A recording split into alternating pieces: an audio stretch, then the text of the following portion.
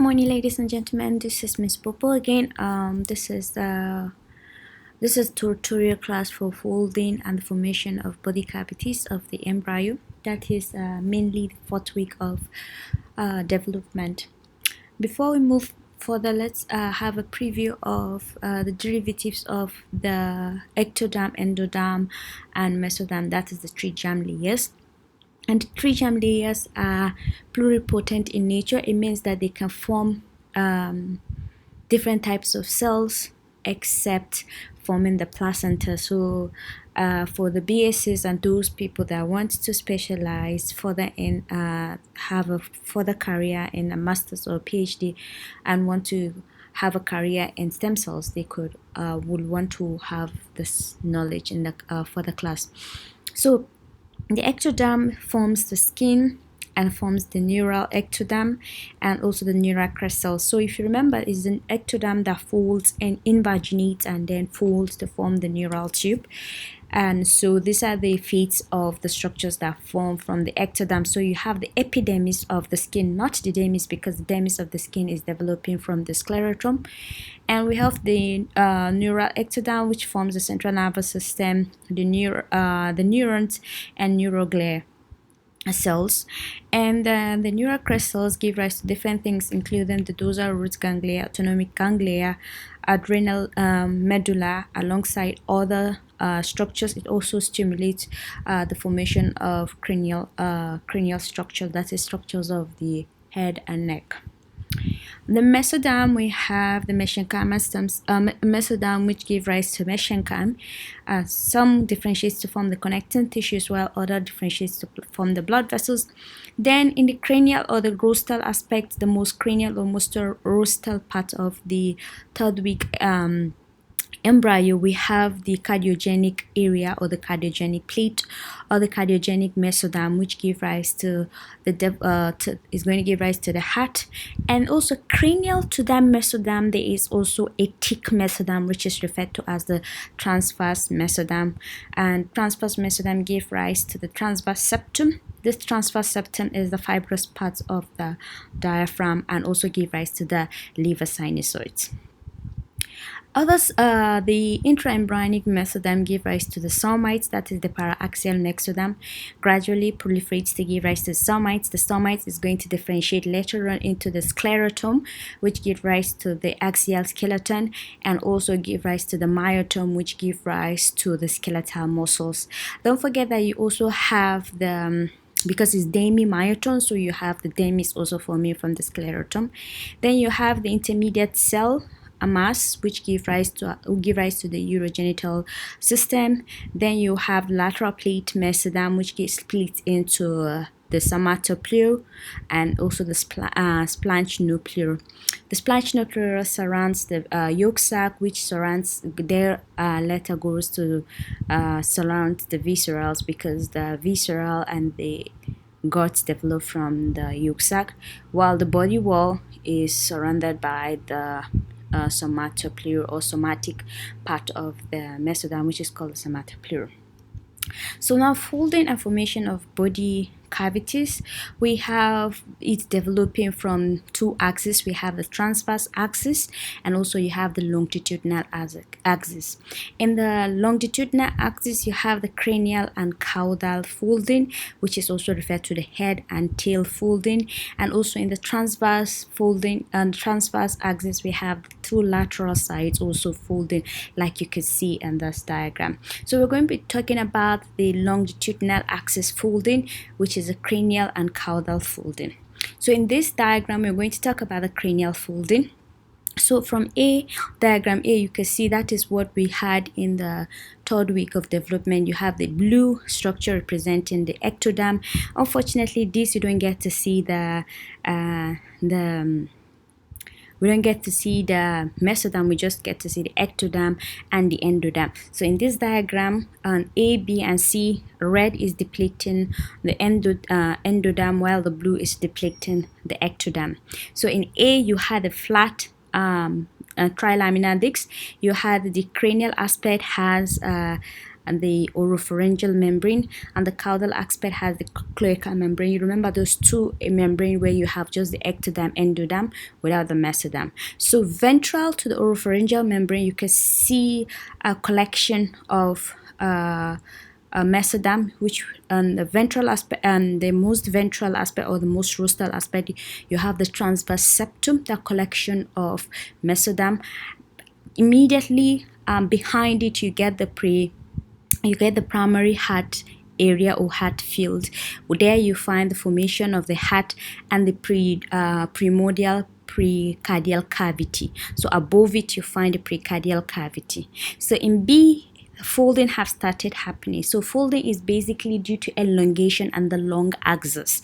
So the elongation of the long axis leads to the folding, the cranial and caudal folding. So in B, you can see the arrow in A. Can you see the arrow in A? Yep. So you can see the arrow now moving downwards, ventrally and downwards. So you can see the position of the pericardial cavity and also the position of the primary heart field. So in the A diagram, you see the pericardial cavity is situated above while the developing heart is situated below. In B, you can see it has reversed, where you had the heart tube forming below and then you have the cavity above it. And also look at the transverse septum found in the rostral aspect or the ventral cranial aspect of the heart. It has now become lower or inferior to the developing heart. Okay, so you can see the collection down there. You can see the transverse you can see the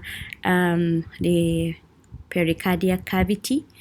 Below the pericardial cavity, you can see the transverse septum. So now we go to see where you have further folding. Note that the blue on top of it is part of the ectoderm as well as the developing brain. So you can see how the size of the developing brain is happening. So you can see, don't forget that red underneath the blue is indicating the endoderm.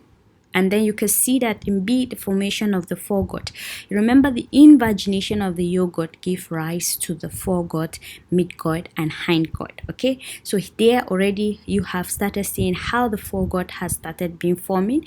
And then in C, you can see the arrow again going more deeper and going lower. So now, because of that, you can see the position of the transverse septum. Just above the transverse septum, you can now see the pericardial cavity, and above the pericardial cavity, you can now start seeing the heart tube having a U-like shape structure. All right. So when it gets that is the cranial folding. So now you can see the movement, the positions of the structures that happened in the cranial folding. Please don't forget that the oropharyngeal membrane was also moving, and then the space between the oropharyngeal membrane and also the exterior will give rise to what is called the stomatodium, the future mouth. All right, so in the diagram beside it, which is a huge blue, is just we're just trying to explain the different coloration. So in green, which is the brain, all right, the green is indicating the brain. All right, the blue is indicating the cavity or the space between the brain and the ectoderm. All right, so here you can also see the blue between the endoderm and also the brain. So you can see yellow is telling us that this is the foregut, the gut. You can see the foregut has already formed. The midgut is where you have the connection between the yolk sac and still the gut formation, and you can also see the hindgut forming because the caudal folding has also taken place. Look at the red circular structure is the heart, and above the heart you can see the pericardial cavity, and below them, just at the junction where you find the upper part of the yolk sac, the duct of the yolk sac, you find this transverse septum. All right, so that is cranial folding. Please take note of the structures that have changed their position during the cranial folding, because those are questions of potential questions in MCQ. Now we're going to talk about still the longitudinal axis. We're talking about the caudal folding. So now here we have the caudal aspect of the embryo.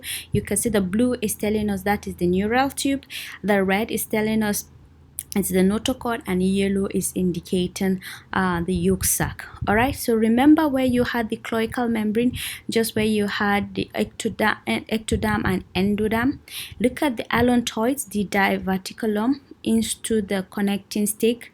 All right, remember that form in the second week, so that is the allantoids is also important. So now look at the position of the cloacal membrane, the connecting stalk, and the allantoids. Gradually, as folding occurs, look at the arrow on top here, and then go down to B and look at the position. So it has moved ventrally and more cranially. All right, so the position has moved in, like it going ventrally and went cranially, as the the cranial folding also went ventrally but caudally. So you can look at the positions of the structures that moved. So now you can see that the cloacal membrane finally became the most caudal aspect of the embryo. You can see it here. So this gave rise to the opening of the urogenital system, that is the vagina in females and the anus, or the penis and the anus in males. And then where you find allantoids, that's where you have the formation of the cranial part of the urinary bladder. The connecting stick and the connecting stick and the umbilical vessels come together with the yolk vitelline duct, which is the duct of the yolk sac, fused together to form the umbilical cord. So now in the lateral folding we said is a folding found in the transverse axis, so it folds on the both sides. So the formation of the lateral folding is actually to have the body cut formation of the lateral walls of our body, that is the chest of the two parts of our chest coming together to fuse at the middle, the abdomen also coming to fuse together in the middle. So this is the first part. You remember this is when after we had the formation of the mesoderm. The blue is indicating mesoderm, red is indicating the yolk sac, and then the upper or the exterior part is indicating the ectoderm. So you could gradually see how it starts to fold, and then compare it to this diagram. You could see the arrows also telling you that the ectoderm alongside the somatic part of the lateral plate of mesoderm are going to surround the yolk sac and also the splanchnic part of the lateral plate mesoderm. Could you see how the arrow is going? And gradually you see this is forming. They are making, you can see how the yolk sac is invaginating in this one, forming the gut. So you can see the gut is forming, the red smaller upper part is the gut, and then by the side of the gut you can see two spaces. These are also called the parietal or the parietal peritoneal cavities, which we're going to talk about it very soon. So in the umbilical level, this is what persists till after the 10th week of development, and where you had the rotation of the gut. But in other parts of the body is going to gradually fuse together to form a single gut, and then you can see the spaces besides the guts. That's also referred to as the parietal or peritoneal cavities. All right, so you can see the guts, and you can see the formation of the liver beside just ventral to the guts in that aspect. And here you can see the formation of the liver expanding to the lateral aspect. So this is at the level of the liver, where you can see above the liver you can see the two spaces as well, and then you can see the midline, you can see the guts, and then besides it you can see the parietal peritoneal cavities. So this is basically what happens during the lateral folding. Note that the yolk sac is not the midline fusion is not completely formed at the level of the umbilicus till after the 10th week. This is because we need to have space for the physiological hynation, that is the moving out of the midgut, rotating and then going back. That is very important so that they realign themselves and position themselves in the abdomen. Here is a summary of the formation of the body cavities. You can see in the first diagram we have the amniotic sac above and the yolk sac below, and in between them you have the trilaminar disc with the formation of the neural groove. In the second diagram you can see the neural groove almost fusing together to form the neural tube, and then by the side of it you can see the somites, that is the paraxial mesoderm, and then you can see the arrow telling you that the lateral folding have started taking place. Look at the size of the yolk sac as well. So when you go to the third diagram, look at the neural tube has formed and it has been embedded. Look at the somites as well on the lateral side, and you can see the blue line is telling us that is our ectoderm. It is gradually going to go and fuse ventrally in the midline, such that we don't have that the vitelline duct or the duct of the yolk sac, the narrow part. Okay, so this persists only at the umbilical level. Like I said, this is to allow physiological hynation, and then the space beside them, it's called the intraembryonic coelom or body cavities. You can see that also forming. So gradually this is going to fuse in the midline such that the body completely, like in the diagram 4, you can see the embryo completely is separated from the amniotic sac completely, while the yolk sac, you can see it lined in yellow, has been invaginated and forms the yolk sac. Alright, so you can see the yolk sac is held posteriorly by those dorsal mesentery, which is very important when you come to the development of the GIT. So now you can see that we have a single intraembryonic cavity coelom or the peritoneal cavity, which is very important. Okay, so you can see how the embryo is totally separated from the amniotic sac. The amniotic sac completely covers the embryo from the exterior. So this is a summary of what happened comparing a transverse section and the sagittal sections. You can see the size of the yolk sac is reducing by the day, and also you can see this, the blue, which is the ectoderm, and also the brain. I can see the progression and increase, and now you're having a 3D structure, not just a 2D structure. All right, so now you can see this is also trying to explain what we have seen with the cranial and caudal folding. So in B, diagram B, it is just telling us that is the beginning of the cranial and caudal folding, and gradually compared the diagram B and C. So in B, you can see the heart forming and the transverse septum below the heart. You can see the arrow is telling you that invagination of the yolk sac is taking place. You can see the foregut have formed, and also the hindgut has also started forming in day 18. By day 22, you can see that we had a complete cranial and caudal folding. Unfortunately, you don't get to see the lateral folding. Is this diagram? I'll show you a diagram for the lateral folding, and then on diagram D, you can see that the cranial caudal folding has completely formed.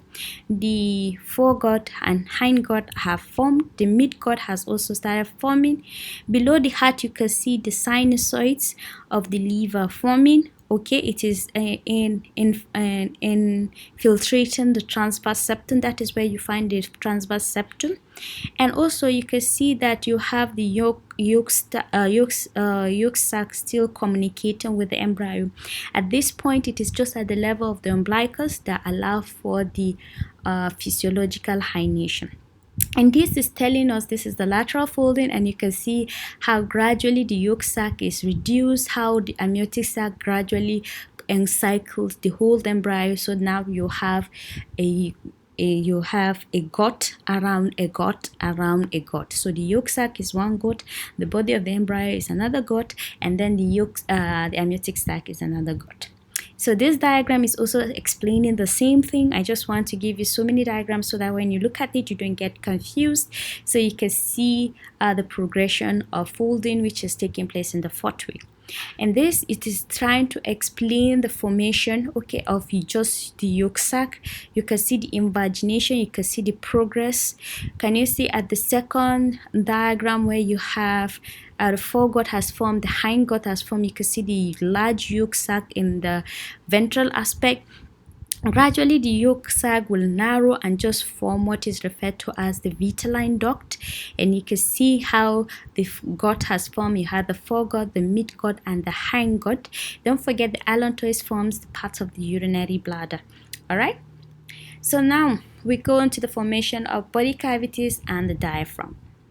So first, we're going to talk about the formation of the body cavity. The first body cavity is the peritoneal cavity, which we've seen. Alright, the peritoneal cavity is the space around surrounding the gut. Alright, so you can see it's the space surrounding the gut. You can see it is called the body cavity completely. So what happened is that you get to see it throughout the body. But don't forget that during the cranial folding, there was the movement of the transverse septum. Alright, so this transverse septum is referred to as a mesoderm that partitions the whole body into two. So it goes to the chest level and lies there. Alright, so it initially is in the upper aspect of the body, but gradually, that is at the level of T7, but gradually start to descend. Okay, and then by that time, sorry, at the level of C3 and C4, but gradually descends to the level of T7 to T12, depending on the position where it is. Okay, so ventrally it's at level of T7, dorsally at level of T12, but initially it's first moved to C3, C4 and C5 position, and because they moved there, they got their innervation from that area, and even when they descend, they pull their nerve innervation downwards. So these three nerves fuse together to form the phrenic nerve, and that is why you have the C3, C4 and C5 as the nerve of the phrenic nerve. Alright, so here is what we've explained. So in the diagram above, which explains the cranial folding, you can see the transverse septum coming down. So this transverse septum comes down and then separates this peritoneal cavity. Remember, the whole body cavity into two. So in this last diagram here, you can see that this is an embryo opened. So you can see the transverse septum. Below the transverse septum, you get to see the liver growing into the transverse septum. So now it has partitioned it into two aspects. So you have a cranial aspect, and that is the part of the body cavity above the liver or the transverse septum, and then part of the body cavity below the liver. The one above the liver is referred to as the pericardial cavity, while the one below the liver, it is referred to as the peritoneal cavity. Alright, so when the liver also, at the position of the liver, it doesn't completely cover. So you can see two arrows by the side.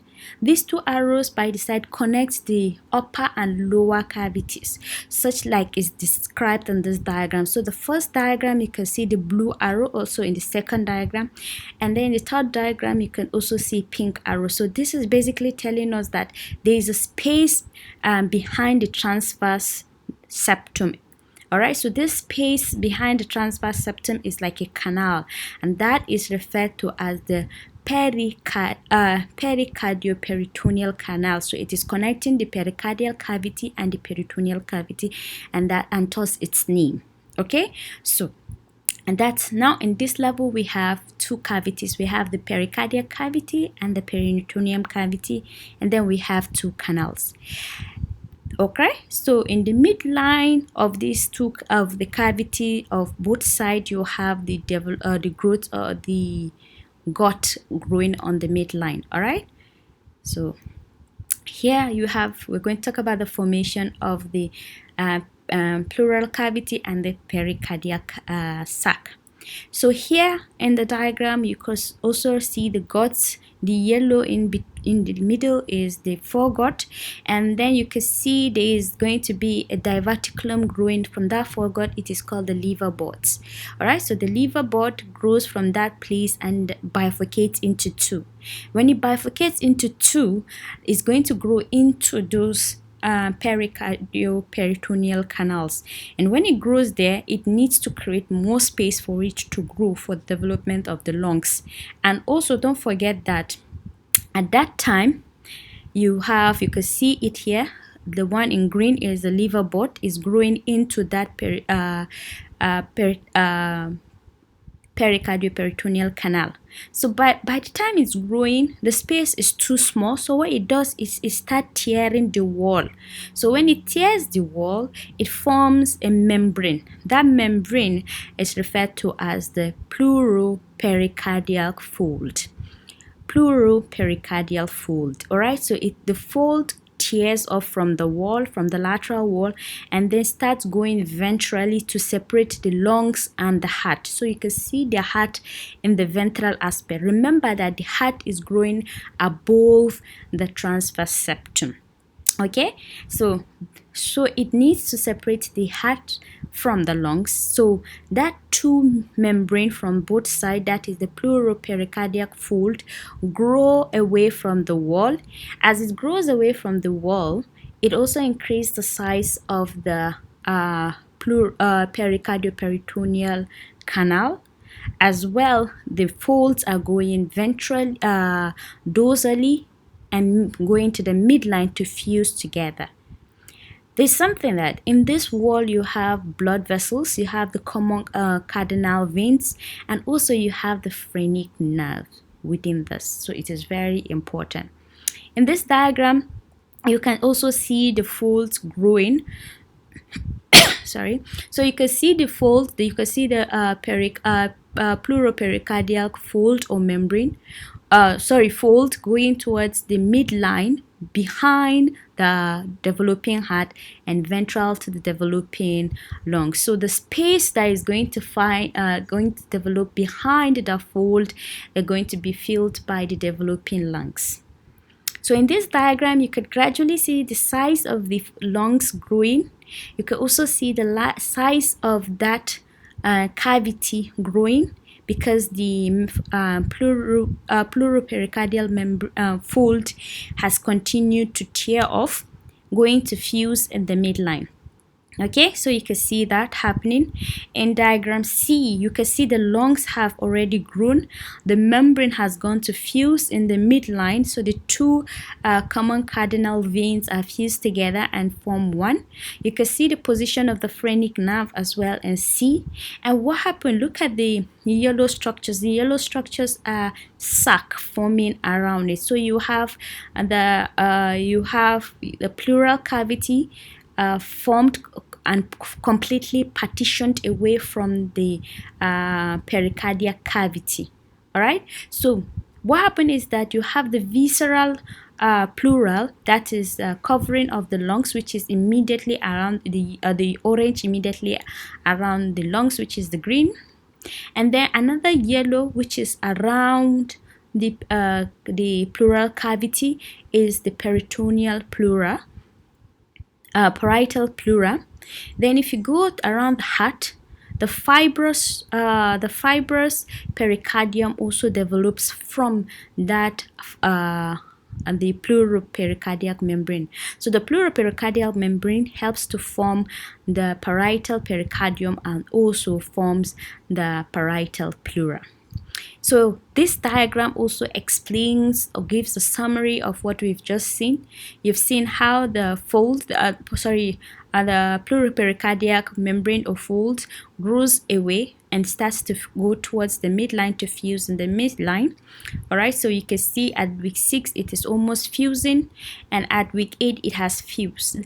But look at the green, light green coloration is telling you that it's going to cover. All right, so in the pleural cavity, the tiny space around the lungs, you could also see that the visceral pleural, that is the covering, immediate covering of the lung, which is the visceral pleural, and also you have the parietal or fibrous pleura, which is surrounding the body wall. Then you also have the visceral pericardium, and also you have the fibrous pericardium forming from the pleural pericardial membrane. These are also potential questions in MCQ. So now we have the formation. We've seen the formation of the body cavities. You have the peritoneal cavity, you have the pericardial cavity, and also you have the two pleural cavity. Now we talk about the formation of the diaphragm. So you remember when the lungs developed into those pericardio-peritoneal canals, what happened is that at the level of forming diaphragm, we need to cover that canal, that connecting canal. So the way to cover that connecting canal is the outgrowth of that membrane, the folds that we saw earlier on. So it grows also underneath, and that is referred to as the pleuroperitoneal canal. All right, so the pleuroperitoneal canal, it's a fibrous, it is a membrane that grows between, also coming from the lateral or the body wall, and grows between the lungs and the peritoneum cavity, and then blocks that space. So this is what you're seeing, the blue coloration. So the orange is our transverse septum. What you see in the midline is the gut growing. So don't forget that the gut also was surrounded by that splanchnic mesoderm. So the splanchnic mesoderm, the pleuroperitoneal fold, and the transverse septum are three things that forms the diaphragm. And this last, so you can see the blue growing all the way, and then you can see in diagram C, the red structure is telling you that there is also a contribution from muscular ingrowth from the body wall. So you have four structures giving rise to the development of the diaphragm. So now we've seen the development of the diaphragm, the body cavities, and so we're going to talk about the clinical application. So the diaphragm is important. It separates the structures of the thorax and the abdomen, but sometimes there is a protrusion of the structures or herniation of structures from the abdomen into the lungs, and this is due to the failure of the complete sealing of the diaphragm. So remember when we talked about the pleuroperitoneal membrane? So if you have a defect of the formation of the pleuroperitoneal membrane, what could happen is that we could end up having a congenital diaphragmatic hernia. It means that we can have our intestine growing into the chest cavity, and also which suppress the growth of the development of the lungs. This is mostly seen in the left aspect as well. And then we have an eventrated diaphragm. This is as a result of that lateral, the lack of the development of the ingrowth of the body wall. So here we have the development of the pleuroperitoneal membrane, but we don't have the contribution from the lateral wall mesoderm. And in this aspect, what you get to see that there is herniation, but the structures are covered by like a ladder structure separating the lungs and the intestinal structures. Then another type of herniation is due to herniated diaphragmatic hernia. It means that the abdominal content move into the chest because the normal openings of the diaphragm are bigger than normal sizes, like the opening of the inferior vena cava, opening of the aorta or esophagus, and all this could result to the hypoplasia of the lungs. So here is a diagram representing congenital herniation. All right, and I think this is the end of my class. If you have any questions, you can share it with the group, contributions. You can also share it in the platform. Thank you.